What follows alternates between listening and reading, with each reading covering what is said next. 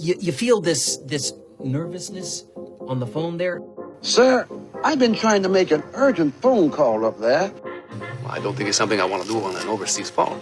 You gotta make some phone calls. Hang up the phone. Prank caller. Prank caller. Ladies and gentlemen, welcome to Packernet After Dark. This is the call-in show with the Packernet Podcast Network. If you'd like to call in, if you'd like to participate in the show, please feel free to do so. The phone number here is 608-501-0718. New callers go directly to the front of the line. I forgot to check. We don't have any new callers. Let's start with Nico. Hey, Ryan. This is Nico What's up? from Idaho. So I'm listening to a lot of wailing and gnashing of teeth. Mm-hmm. I went on the Facebook, the old Packernet Podcast Facebook page. Haven't been on that page in a while. I remember why I haven't been on that page in a while. Because it's a little bit much. But is there any chance? Because I am I want to. Because his play calling was so suspect yesterday. Mm-hmm. Like he was trying to lose. I don't think he was trying to lose. You know, I mean, there's been times when I used to play sports where, like, I've been selling one-on-one in basketball, and I'm so much better than them. I tried to get fancy, and I ended up, shooting myself in the foot. Not that we tried to get fancy, but all the frickin' end arounds and stupid screens, third night. There may have been, pure speculation, there may have been a feeling of like we could beat this team with one hand tied behind our back, so we're going to 50% play our starters and we're going to try some crazy stuff. We're going to just do whatever. I don't know at what point they kind of realized, holy crap, we've lost control of the ship here. And I do understand what you're talking about too, because that'll happen with like kids. I'll play a game with my son. It's like, I'll take it easy on him. You just kind of do crazy, do a little hook shot, whatever, and you let him get up a little bit of a lead, and then turns out he's actually pretty good, and I'm actually trying, and I can't do it. And now he's ahead of me. Now I'm just actually losing, and that's not fun. So again, pure speculation, but there may have been from top to bottom, from the coaching staff down through the players, just this feeling of this will be easy. Like, we made it, big celebration. Let's party. We're going to crush it. And it absolutely didn't go. That started spiraling really quickly. Especially with the injuries, you start to go, holy crap, this is turning into a disaster. I mean, is there a chance he was trying to be super vanilla? Knowing full well. I mean, let's face it. Is that word again? 99, well, there's probably a 70% chance we go right to Philly, whether or not we win or lose. I mean, is there any chance he was just trying to be super vanilla? Not that they don't have, another 16 games to check film on, which I'm sure they're doing now, but I don't know. Does that make any sense? I'm just... My guess on that is no. Or to some degree, maybe. And I didn't watch all the plays with Malik, so I can't tell you the whole game. I don't know if it was vanilla or not. All I know is the run game seemed to be working. The pass game seemed to be working insofar as we ran plays where guys got open. And to me, that's working. So was it vanilla? I don't know. Ask somebody else that does this more regularly and has a better understanding of these things, whether or not these plays are vanilla. I don't freaking know. What's vanilla? What route combinations are vanilla combinations as opposed to super crazy ones? Triple move type stuff? Or I don't know. Maybe. Then there's that weird thing where it's we're trying to be vanilla so we don't put things on tape, but also we're putting guys like Malik on the field to put things on tape to maybe throw people off. And it's I don't now I just feel like we're just kind of guessing, which we are, but I don't know. It's hard to engage with I don't know what to do other than sit here and go, yeah, maybe. I don't know. Maybe. Direction, it's just a bummer of how everything went down. I don't remember what I said yesterday. I'm sure I wasn't too angry. It's still hard to be angry. I'm glad we made it to the playoffs. Sure. I can get pretty angry. I don't know if I mentioned this yesterday, but I don't care about the Bears, 12 straight victories. As far as I'm concerned, that's a Rodgers thing. We'll start over. We'll start fresh with Love. He can beat him 11 times in a row now. But I don't know. That's fair. I feel like they'll probably do the same thing in Philly. They'll put up a good fight. Although maybe every time we hit the playoffs, we hit it with the momentum and we peter out. Maybe that's the trick. Maybe that's the secret, Ryan. We hit the playoffs with zero momentum and losing our best offensive, We keep coming into the playoffs white hot, like we're playing our best football and we're the best team. I mean, 2020, 2021, 2023. Even maybe 2019. I don't really remember 2019, but you just feel really good. And you look at it, it's like, oh man, it's a really good team.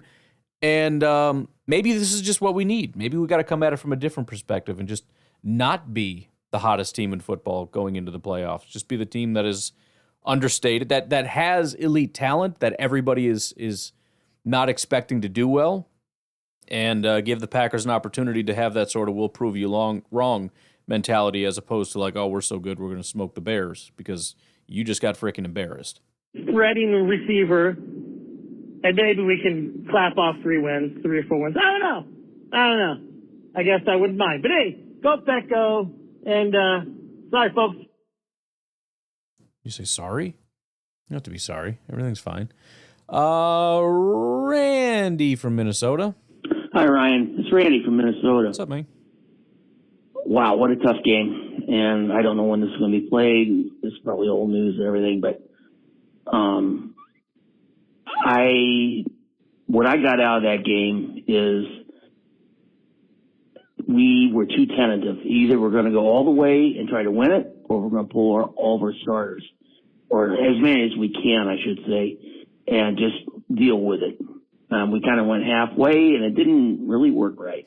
Yep. I feel so bad for Christian. That injury, I just can't imagine how much money that just cost him. That kid's worked so hard to get back and to play, and it's heartbreaking to see. On the positive side, I would like to say, if you can see it, Minnesota looked like crap. There are several teams in the playoffs right now that look like crap. And this last week of the season, I still like our chances against Philly. I really do. Jalen Hurts has been out for how many weeks? He's rusty.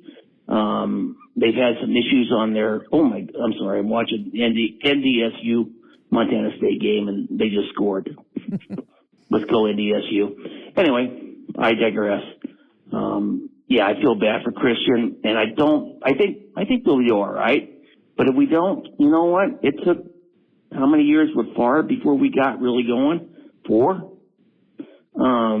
I think we're all right. I like Jordan. I still do.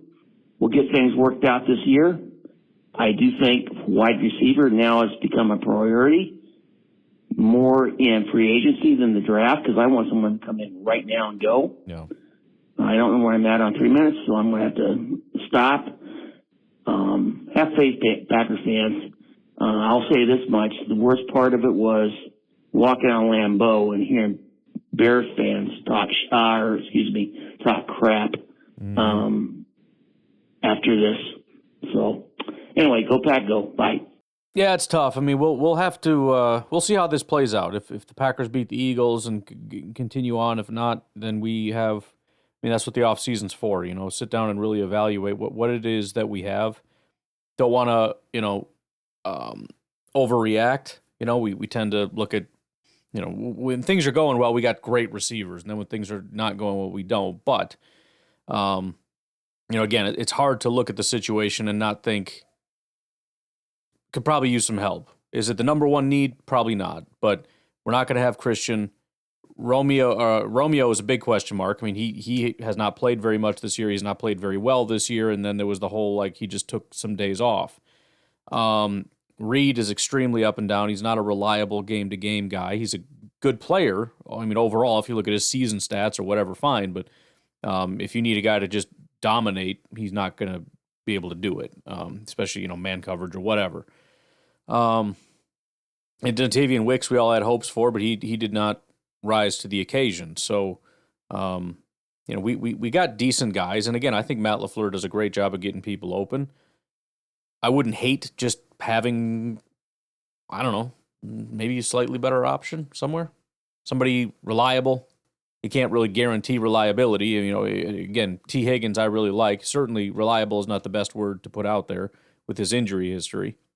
But I guess the bottom line is I'm not going to fight you on it. I wouldn't fight the idea of wanting a wide receiver. I would probably push back on it being the number one need, but I think we've all kind of come to the conclusion with everything happening that it's on the list of needs somewhere, for sure.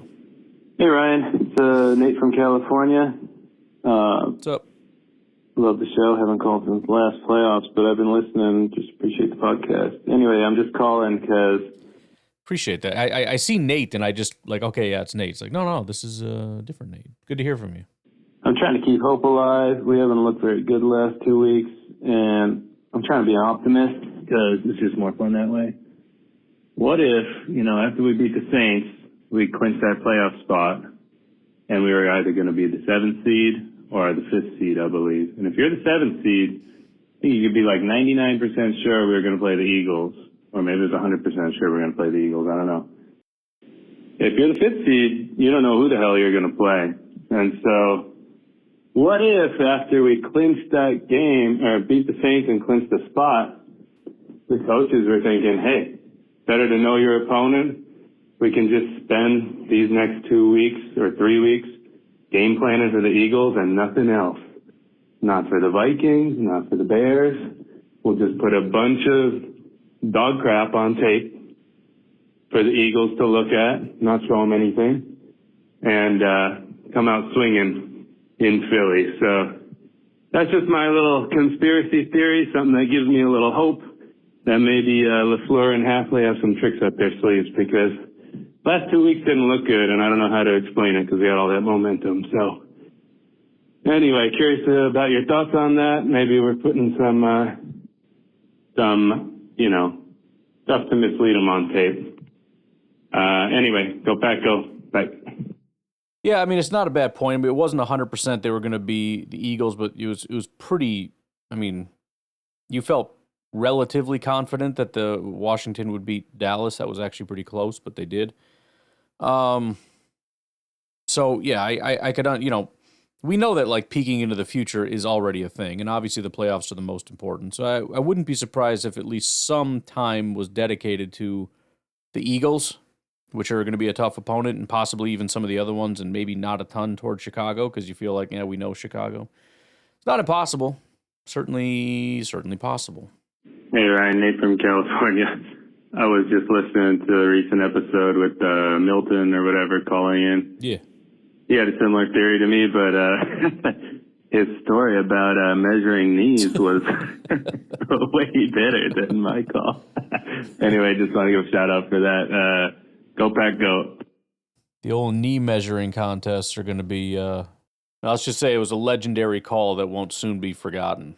Hey, Ryan, Beer Cheese Benny here. What's up? Listening to the podcast, Packernet After Dark. You talk about, you pose the question, well, have we ever done this kind of thing? You talk about the defense doing that stupid alignment, which is so stupid, and it gave me an aneurysm having to see it, where we basically gave them the game. Mm-hmm. And no, we have not. We have not done that all year. We haven't been stupid like that all year. But it's just it's one of those things where it's why? Why? Did they really try to disrespect the Bears that much? We don't believe that you can do it. We're just going to do this dumb alignment, and because we know Caleb Williams is an idiot and he can't do it. Because, of course he can do it. Any freaking dummy quarterback could freaking throw a pass to get that in field goal range right there. I don't understand that, dude. So, why did we even try that, man? What is the freaking point? Well, just to provide some context for everybody, I think what you're referring to before is, as far as my comments of have we ever done this before, it's a question of to say that this is an issue that's been going on all year is something that I kind of wanted to at least question, because I don't remember ever having these conversations before. So I feel like it's a lot of people that are annoyed that a thing happened and then want to kind of blow it up into like, they've been doing this all year. It's like, I don't think this has ever happened before. So that's not true. So I think that's kind of where that came from. And in terms of why we did it, it was, according to Halfley, it was miscommunication. I don't know what that means. I don't know how that happens, but he said it was a miscommunication and it'll never happen again. Oh. Well, yeah, let's just be cute at the game. Like, let's just not continue our winning streak against the Bears. Like, because it didn't mean anything, man. Honestly, they didn't take it serious, bro. But whatever. Again, the game didn't really matter a whole lot. I mean, if we had known that the Commanders won, I mean, it might change things, but maybe not. See, like if they had played before, like, on Saturday or something like that, or, whatever. I bet you LaFleur would have had a different plan, man. I bet you none of the starters would have played, man. I almost guarantee that. But being that... Yeah, I mean, in hindsight, you probably just bench everybody because nobody's playing very well anyways, come up with a new plan. I mean, having Malik all week to prepare as opposed to not at all, you probably feel a lot better about Malik in that situation. I mean, honestly, I'd run it back with no starters. I mean, you can't have no starters, but you know what I mean. Christian wouldn't have been playing. Jordan would have been playing. All those guys would have been sitting. And I also would feel a lot better. I still think we're going to win the game, but, can't go back and redo it. So, we're playing at the same time as them. It could get 6 or 7. It could get to 6 feet possibly. I don't know what they were trying to do. Like, why can't you just play normal? Like, just play a normal game and, like, stop trying to, like, do all this crap, like, and test some things out. Like, I mean, I get it. Like, in the grand scheme of things, you're either 6 or 7. It's not big of a difference. You still have to go on the road, play a tough team. But come on, man. Like, I don't know. I have a tough time believing, seriously, that we're going to be like this in the playoffs. I don't know. I feel like LaFleur kind of just was kind of like just not giving a dang and doing whatever and seeing like, hey, let's see what we can get away with. Like, let's see if we can just go away from the plan and maybe like get away with it. Like, see how good we can be with stuff that we normally don't do. And maybe that's why we're struggling, because he's just doing whatever. But anyways, go. Well, I agree. The hard part is it's hard to believe really anything right now. It is hard to believe that they're going to play like that in the playoffs. To just completely crap the bed that badly. It's also at this point kind of hard to believe that they're going to show up and just be dominant, just because it's been kind of a long time since I've seen it. And it's the Eagles, which, we'll look at their defense tomorrow. But it's kind of scary to see what they've been doing. So I don't know. I mean, it's hard to believe really any one thing. So we'll just, have to, I guess, see how it goes. We'll take a break. We'll be right back. He's been here. Brian, you know what, dude? You know freaking what? All the people are saying, let's fire Matt LaFleur. Okay. You want to be the Bears? Do you want to be the Bears organization where they just keep hiring and firing? They'll just fire him like, oh, yeah. Well, it's funny because if we did fire Matt LaFleur, who would they want to hire? Almost all of them would say Ben Johnson. Why? Because he's a great offensive coordinator. Okay. So you want to go get Matt LaFleur again. You want to get Matt LaFleur again. And if you don't, what are you going to do? You're going to go get like a great leader of men? What's that going to do? Because your offense is about to regress. So what's that going to do? Nothing? You want to get a defensive coordinator for what? Like what's the goal here? What do you want? No, I just want a perfect guy that's an elite leader and an elite play caller, and everything's just great. Okay, well, if you really want to risk that, I guess you feel free to risk that. I'm not interested, especially since you're kind of just guessing and making up some problems that may not even exist. But whatever. Our coach goes 10-6. Let's just fire him. Because that's what you sound like when you say you want to fire Matt LaFleur. You sound like Bears fans. Like, oh, let's just fire him because it just wasn't good enough. Even though we won like a lot of games, we made the playoffs. That's what it sounds like, bro. And then people like calling for Gutekunst. It's like, dude, people act like the draft is only the first round. Like, oh, he didn't hit on the first round. Like, okay, most GMs don't, dude. And so, you know, you got to actually think about it. Gutekunst has done a great job. Honestly, I feel like Gutekunst has hit more than most GMs do. Now, the whole coming together of all the things, the picks, and like LaFleur coaching, you know, that's just another thing. But, man, honestly, I would take LaFleur over anybody. I don't want his job. I just want him to be better. I just want him to be a little bit smarter, a little bit better. Okay? And then people complain about him being conservative. And actually, I just realized, I was listening to Blue 58, great podcast, by the way, I haven't mentioned it before. It is. But John Meerdink kind of broke it down, and actually, LaFleur has been more aggressive this year than years prior. Feels so maybe he's being too aggressive. You know, you see him on the fourth downs and all that, and just the way he calls, like, you know, certain situations. Now, of all the sort of random things that are getting thrown out there, that's one that I could maybe get behind a little bit. Just because, you know, when you look at what it feels like is the problem, for me, at least recently, I'm not saying this has been whatever, I don't know. But Jordan feeling uncomfortable and not just being in rhythm and blah, blah, blah, blah, blah. The whole point behind that, though, generally, at least what I watch, is it's pretty simplistic. It's pretty, you know, not to undercut the job that Jordan does, which he does a good job. But it's you know, maybe he's kind of unraveling the playbook a little bit and asking Jordan to do a little bit more and take on a little bit more, and it's just not. I don't know, but it's possible that maybe the extra aggressiveness and extra movement, motion, you know, he's got him doing the little turn your back to the defense, handoff, turn around, throw thing, and maybe that's throwing. You know, I don't know. But maybe he needs to be Dan Campbell kind of aggressive, the way he calls the plays.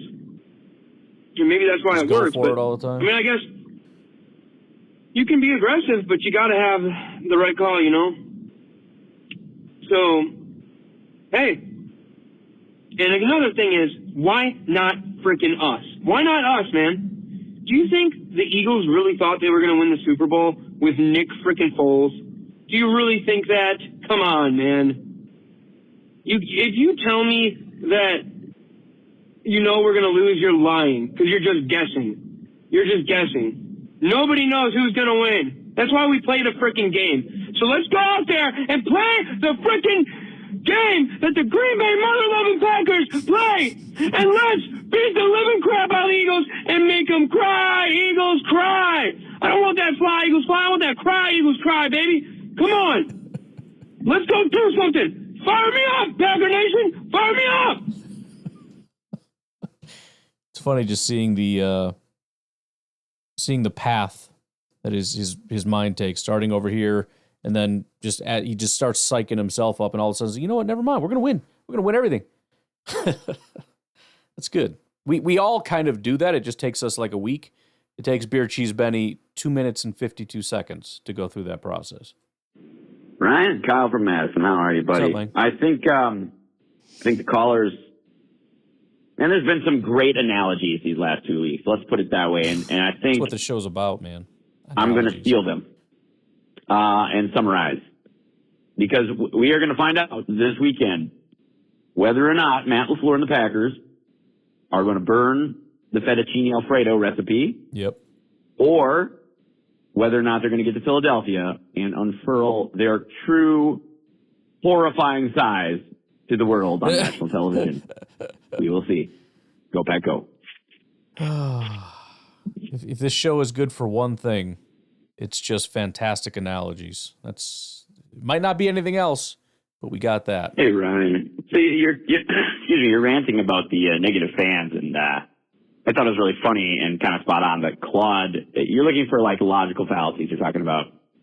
Your AI called it like retroactive something pattern recognition, you know, like, you know what it reminds me of, with these negative fans? It reminds me of these, and I'm so sorry if one of you listening out here, this is one of you, but it reminds me of the Bible code people, right? That Sure. with the benefit of all of the last 2,000 years History, of yeah. events, go through the Bible and find either, like basically in any order, like it's like crossword puzzle That's exactly right. rules, it can be forward, backwards, up, down, and they look for words that are about events, right?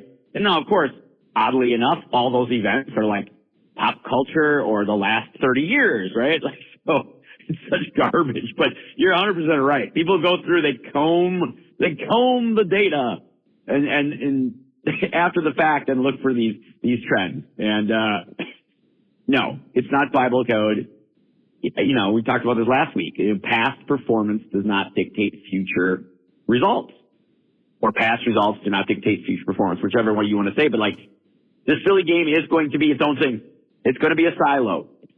Yes, there's things you can see that will need to either happen or not happen in that game. That's totally different than them affecting the game, because they don't. If Love comes down and turns down open guys, we're going to lose. If he doesn't, we're probably going to win, right? There you go. You don't need a Bible code. You don't need Packers stats code. I am in 100% agreement with you in this case. Anyway, go back. Yeah, I mean that's another great example of what I was trying to illustrate. Essentially, it's the idea being, people go in, they're like, oh man, if you look at every fourth word and every this or that or the other, it spells out, and it basically is giving you a code that shows that Adolf Hitler was going to come to power and he was going to be this horrible person that was going to do things or whatever, right?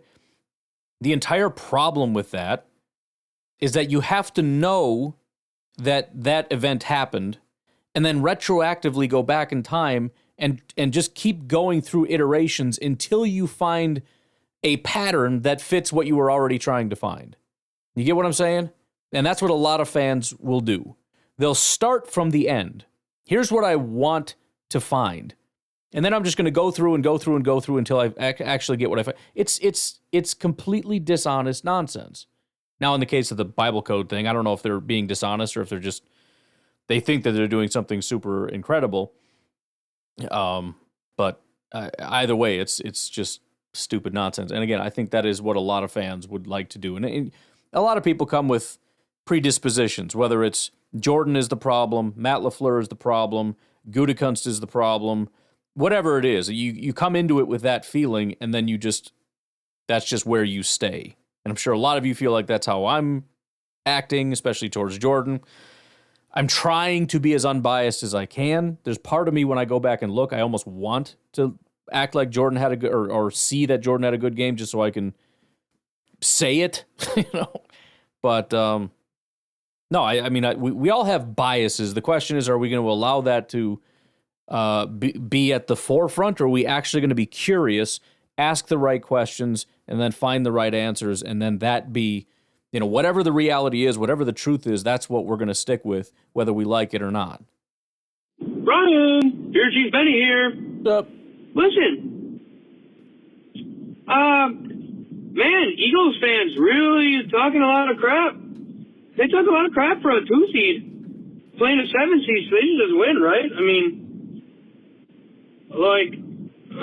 kind of talking a lot of crap. I mean, sounds like they're scared. They're trying to hype their team up because they're so scared of us. But they're the 2 seed and we're the 7 seed. So why are they so scared? Why do they got to talk all like this? Keep doing it, man. Keep doing it. Keep doing it. Keep down the Green Bay Packers, because you just never know. You just never know when LaFleur and Love is going to cook, and when Halfley is going to show that he can do it, and LaFleur is going to show that he can do it. Now, listen, I compare. Listen, I'm an assistant superintendent at a golf course. All right, so I'm like a manager, and sometimes I'm in charge. There's some days, not often, but sometimes, my boss is going, I gotta be in charge. And, sometimes it's just you got a really good employee, right? Where they are, they're so good. They're usually awesome and you love them. And then they just get lazy on you, or they just do something that you really don't like. And it's just I don't want to fire them or bring it up to the big man, big boss, and be like, hey, man, we need to fire this guy. No, I just want that employee to be better. I just want them to be better because I know what they can do. And that's how I feel about Matt LaFleur.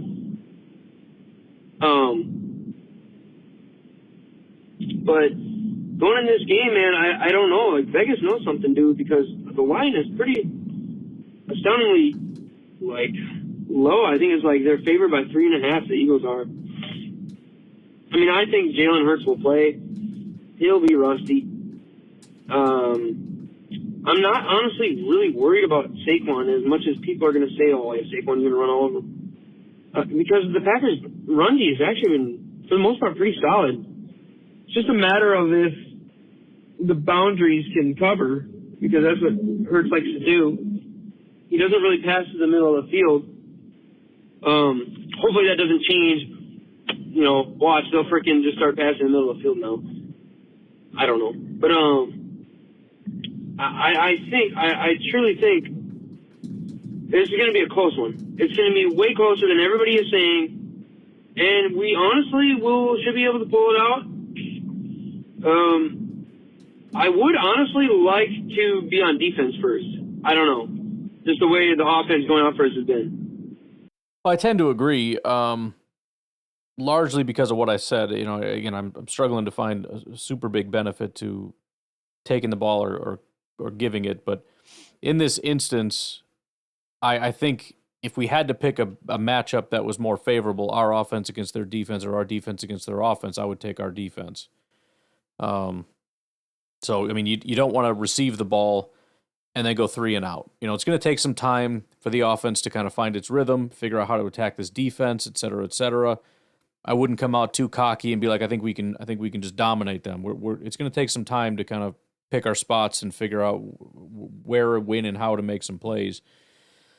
On the flip side, I do think if anyone's going to come out and just dominate, I would give that to our defense. Now, we may not have a choice, obviously. If they win the coin toss and defer, then we get the ball no matter what. But if we had to choose, I think that would be my preference.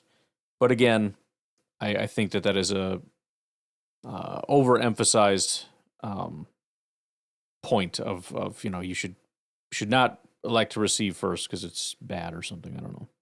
All right, let's take our final break, and then we got Omar on the other side. What's going on with my firefighter? I was just calling. I saw something and realized it, and I said, I didn't know until I saw it, which we were 1-5 in our division. Now, I know the Vikings and Lions was beast this year. Congratulations to them. They were beasts, especially the Vikings. Nobody saw that coming at all. Yeah. So I understand that. And in reality, when you understand this, it don't look as bad.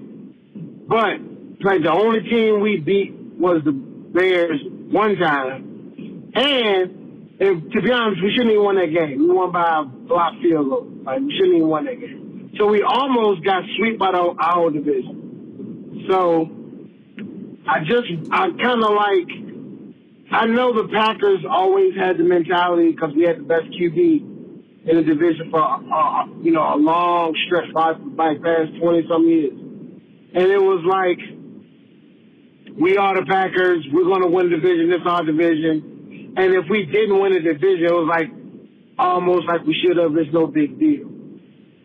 We can't do that anymore. We have to literally look at like, all right, let's build the best team and build to stop everybody in our division. Okay?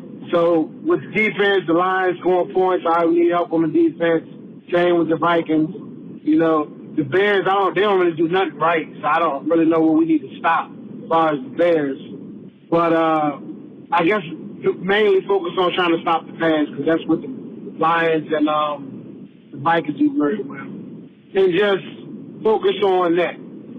But the most important thing, as you said before, that I've said, I think we're in agreement all year, is Jordan Love played like crap this year. If you like blindfold me, they couldn't see the number, I wouldn't be like, that's not Jordan Love throwing the pass.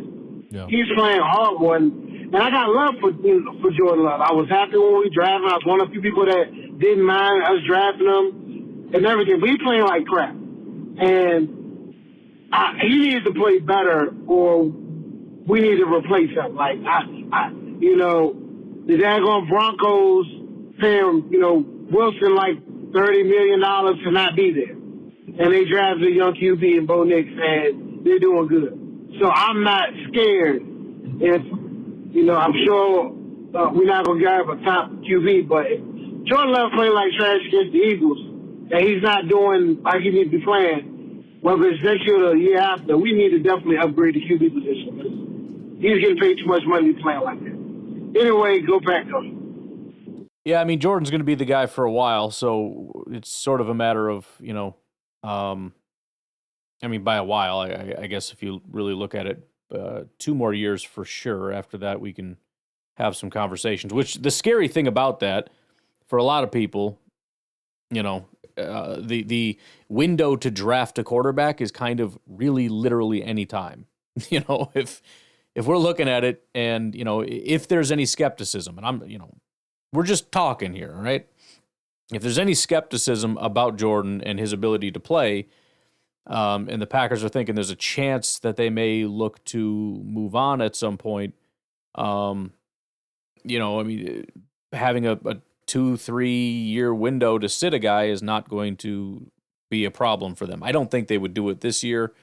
I don't know, but certainly if next year doesn't go very well, you're looking at 2026. You would draft a guy, and then you could potentially move on, but probably not. Jordan would play 2026, 2027, and then you'd look to 2028 to decide who starts, depending. But for now, that's neither here nor there. We just need the guy to play better.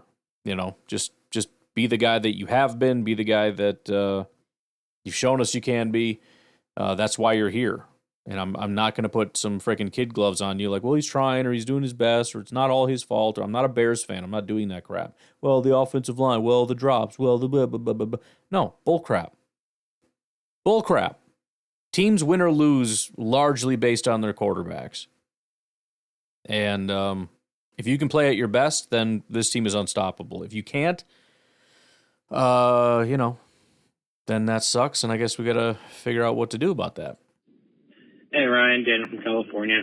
What's up? I was just thinking, because free agency, it's around the corner, and I'm in San Francisco right now, and I just saw or listening to this radio show, and they were talking about Dre Greenlaw, and I don't know if they're bringing him back, if they're keeping him, who knows, right? Because they're capped. They've been overpaying people that are old. So, but just imagine if we could put a guarantee that Dre Greenlaw could stay healthy and we put him next to Edrin Cooper and the best version of Quay Walker that we got. Just imagine that. So, that would be really fun. That'd be cool. But yeah, talk about jumping to an elite defense, even if we let Quay Walker, we let Quay walk or trade him or whatever, and we just had Greenlaw and Cooper, that'd be a very, very good combo. But yeah, that'd be cool. Go Pecco. I don't have any issue with that. Certainly not. Again, biggest need, probably not, but it's not going to be hard to sell me on. How do you feel about like one of the best linebacker groups, if not the best in all of football? I'm not going to be like, no, it's stupid, hate it, never. Yeah, done, deal, sold. Let's go. All right, Daddy. Yo. It is Tuesday. All right. Game is Sunday. Sure. I've had a little bit of time to let this past Sunday go. I mean, I forgot all about that. I mean, it's hard to forget that Watson's not there. But let's just talk about this Philly game. What do we do well? right? I mean, I think we run the ball well. I think we can confidently say that. On defense, I actually think that we stopped the run pretty well, or we have. We've done a lot better stopping mobile quarterbacks. What else? I feel like our offensive line is pretty decent. We protect the quarterback pretty well. I feel like that shine has started to kind of dull a little bit, but I'm still going to say it. What else? We create turnovers, or we have created turnovers pretty well, and I feel like we win the turnover battle, right? So there's probably a couple other things that I'm missing in there. But that's what we do well. What do we not do well? We don't rush the passer for much. We don't stretch the field very well, especially now with Watson out. I would argue that we actually don't throw the ball that great. At times Jordan gets kind of dialed in and it looks real good, but has it really done that much? What else? I don't know. There's probably, again, some more things. But just look at that, and then you look at what Philly has. They run the ball really well. They've got a mobile quarterback. I know he's coming off concussion protocol. I don't know. Do our really goods match up with their really goods well? My only real concern is a lack of a pass rush and then letting A.J. Brown and Smith eat up our back end. And if we get down, which is a very real possibility, do we have enough of a passing game to keep ourselves in it? Man, if we win the turnover battle in a significant way, not by one. Sorry, reaching that limit is really annoying. I'm sorry. Let me just finish.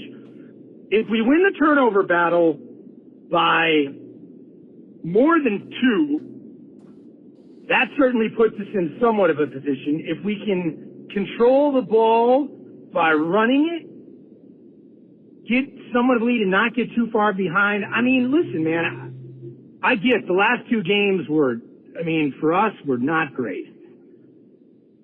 But there were times during the season that I feel like, man, our defense looks a lot better. This looks a lot better. I do think that there's something there. We're going to have to play perfect. We are going to have to play absolutely perfect. But if we play perfect, can we win? We absolutely can. 100%. Now, it's going to be on the staff to get them to get ready to come out the damn locker room for once. And it's going to be on the players to go out and execute, not get any penalties. No stupid-ass turnovers early in the games like we had against Chicago and we had against Detroit. Minnesota. We clean all that stuff up. I think we got a shot, man. I'm trying to convince myself. So you know what? What the hell? Why don't you do it too, pal? Well, look, the Packers are underdogs, and I would say rightly so.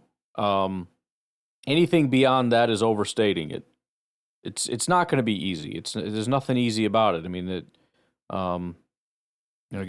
They just have good play. Like, their offensive line is really good, so it's going to be hard to get pass rush. Their offensive line and their running back are really good, so the run defense is going to be extremely tested. Their defensive line is really good, so our offensive line is going to be tested, and Jordan is going to be extra tested, and their corners are scary, so getting the ball to guys and getting them open is going to be an extra big challenge for Matt LaFleur. And, running the ball against their defensive line is going to be a challenge. And, but that's the point. You got to, be a challenge, be a difficult team to beat, put them to the test. Like they run really well. Okay, well, let's see if they can do it against us. But, again, that's the whole point. It's they've got to prove to themselves whether or not they belong, and they're not playing like they belong right now. But we'll see. We'll see if they can play enough mistake-free football. There's a whole lot of this game is for Christian and whatnot. Certainly, I've seen examples of big sparks happening because of things like that, wake-up calls because of the loss. I mean, there's plenty of stuff there that could potentially spark something. And we just got to see, man. I don't know what else to say about it. Hey, Ryan, Beer Cheese Benny here. I just want to talk about, I know as we're looking ahead to the playoffs, we're talking about all that and the matchups and everything, but I think we ought to kind of dive deep into what we had as a regular season, because I feel like it has not been talked about enough. We had a regular season in which we had a new defensive coordinator, where in the past, it's always been a question of, can our DC do it? Can we make the changes necessary? Right?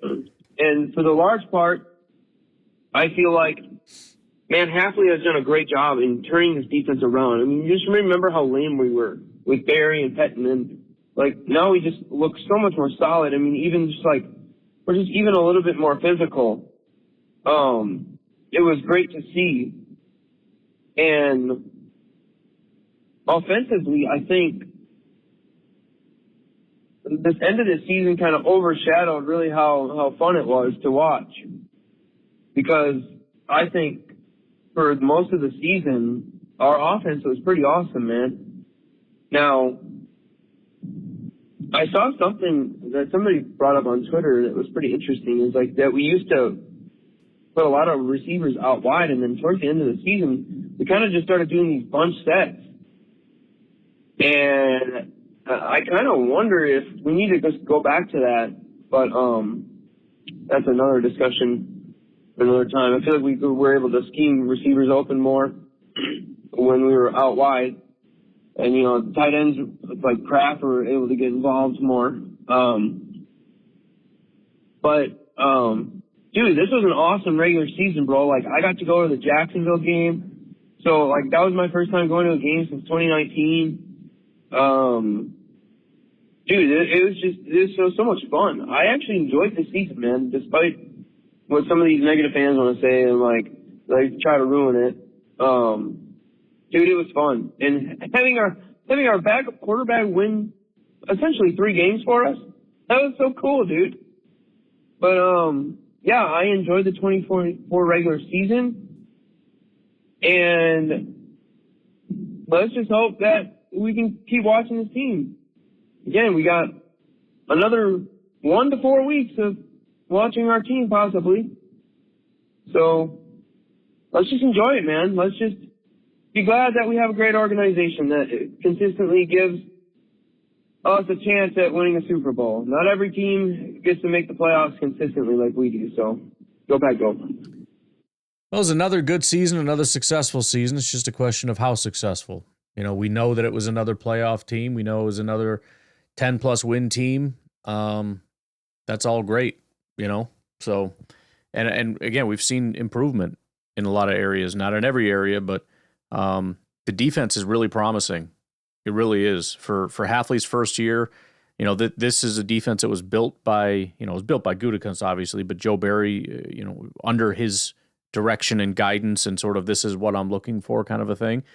Give Halfley some time to kind of get some of his guys in there, especially along the defensive line, guys that he's looking for.